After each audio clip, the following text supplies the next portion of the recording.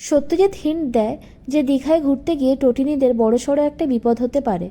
Dipali পরশুরামকে call করে যেতে মানা করে। পরশুরাম বুঝতে পারে যে দীপালি, জিৎ, কর্ণ এদের ট্র্যাপে পা দিয়েছে আর ওদেরকে বাইরে যাওয়ার প্রস্তাব দিয়েছে। সেখানে গেলে যে তাদের জন্য সমূহ বিপদ অপেক্ষা করছে তার আঁচ পেয়ে এখন তাদেরকে যেতে মানা করছে। বাড়ি এসে এই কথাটা পরশুরাম টটিনিকেও বলে। টটিনির মনটা কু ডাকতে থাকে, তবে পরশুরাম বলে যে ভয় পাওয়ার কোনো কারণ নেই। এদিকে কবির রীতিমতো প্ল্যান করে ফেলেছে যে পরশুরামদের বাসের পিছু পিছু গাড়ি করে ওদের ভাড়া করা গুন্ডারা যাবে আর একদল আগে থেকেই দীঘায় উপস্থিত থাকবে। সেখানেই পরশুরাম আর তার পরিবারের ওপর আক্রমণ করা হবে, ওদেরকে জলে ডুবিয়ে মারা হবে।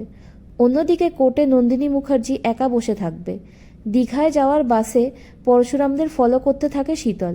শীতল ঠিক করে যে দীঘায় পৌঁছানোর আগেই পরশুরাম টটিনি আর তার বাচ্চাদেরকে প্রাণে মেরে ফেলবে।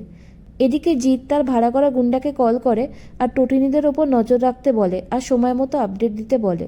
পরের দিন সকালে পরশুরাম যে বাসস্ট্যান্ডে পৌঁছে গেছে আর দীঘায় যাওয়ার জন্য রওনা দেবে এই কথা কর্ণকে জানায় জিৎ আর বলে যে আপনি এখন যা করার করতে পারেন। এসব কথা দীপালি শুনে ফেলে। জিৎকে তখন সে ক্রস কোশ্চেন করে যে এ কোন সর্বনাশের খেলায় মেতে উঠেছ তোমরা।